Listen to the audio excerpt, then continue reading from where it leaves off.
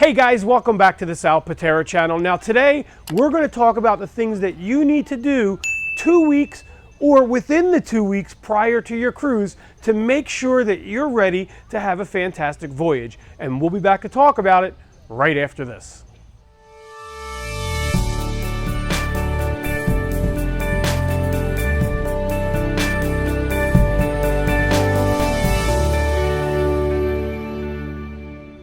Hey guys, welcome back. Now you have about 2 weeks prior to your cruise, and today we're going to talk about some things that you really need to do to make sure you have the vacation of a lifetime. Some of these things you're going to want to do as soon as you're done watching this video. For instance, the first thing we're going to talk about is you need to make sure that you're fully checked in with the cruise line. If you're traveling on Carnival, go to carnival.com, Royal Caribbean is royalcaribbean.com, or whatever your respective cruise line is, and make sure that you are checked in fully, whether it be providing them all of your travel information for Homeland Security, setting up your onboard accounts, printing out your luggage tags, purchasing shore excursions if you decide to do that. All that you really need to do right now 2 weeks prior to the cruise. Okay, one of the next things you're going to want to do that's overlooked by a lot of people is find a person that's not traveling with you, that's staying at home, and give them all of your travel details as well as copies of all of your backup information, such as copy of your passport, driver's license, anything that you might need should you have a problem while you're on the cruise. Now, while we're talking about that, it's also a good time to make a photocopy of all of your travel documentation and put them in a separate piece of luggage other than the one you're carrying on board. Also, take a photo with your cell phone of your driver's license, your birth certificate, your passport, your credit cards. Put them on your phone and even email them to yourself. That way, should you lose them during your voyage, you'll have a backup copy that you can access. Okay, the next thing you're going to do as you're getting ready to pack is double check your luggage. Make sure there's no damage on them. Make sure you have your name, address, and your cell phone number on a tag on them, so if they were to get lost, people can find them and return them back to you. And now's the time to do that, so that if there is damage to your luggage, you have time to go out and find a new bag. Okay, and now that you've checked your bag, it's also a good time to make a list and start packing things for your cruise. But here's a little tip for you. Check with the other people you're traveling with. Make sure they're not bringing duplicate items that you can use, because really that's just going to take more space inside of your cabin.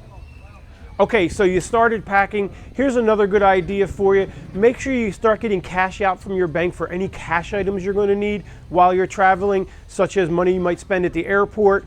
Also, I tend to go to the bank and get $51 bills, so during the cruise, I have some $1 bills to tip for room service and things of that nature. And while you're doing that, make sure you go to your bank. If you're using a debit card from your bank, let them know you're traveling and what countries you're going to be traveling to.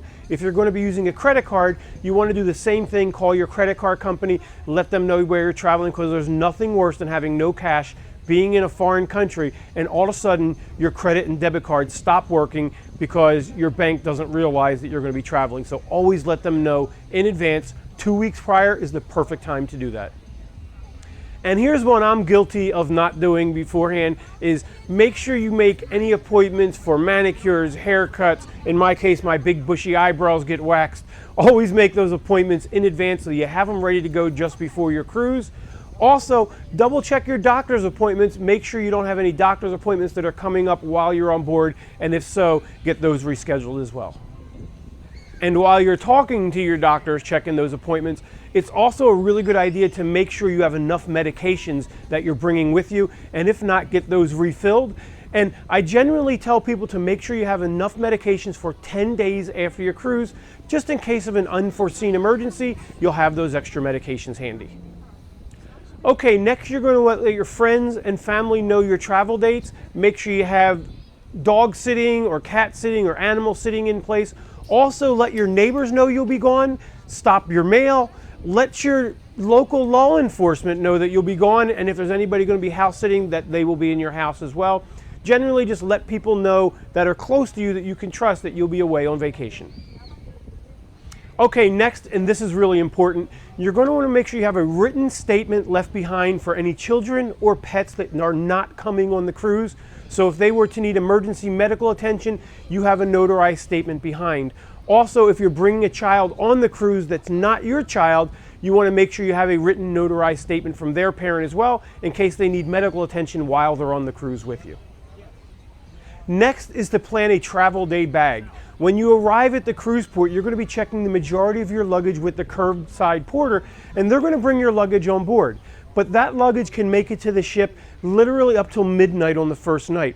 So make sure you bring a carry-on bag with any items such as medications, a change of clothes for dinner if you like, or anything that you're going to need that first night, toothbrushes, mouthwash, deodorant, anything you might need that first day. Okay, now that you've started packing and you've gotten packed, one of the things you're going to want to do, and trust me, this will be helpful later on, make a list of everything you've packed and take a picture of it with your phone. Also, take a picture of your physical bags all together so that if later on a bag doesn't show up, you'll have proof that you had that luggage. And the last thing I recommend involves your cell phone. No matter what your cell phone carrier says, I promise you it's going to cost you a fortune if you use your cell phone on board, even if you have free international or free roaming. Now, in another country, that can be a different story. Lots of programs like Verizon has a $10 a day program, which will work in foreign countries. So make sure you call your cell phone carrier and arrange any plans you may have to want to communicate home while you're in another country. But again, I need to warn you, I don't care what your cell phone provider tells you, your phone is not going to be free on board a cruise ship, or any plan that you purchase is not going to be free on board the cruise ship. So just a little tip, make sure you're on airplane mode on board the ship, or you're going to come home to find a very hefty bill. So that's it. That's my plan for 2 weeks out. I suggest you start doing those things right now because you're only 2 weeks away from the most awesome vacation you're ever going to have, and I'll see you on board.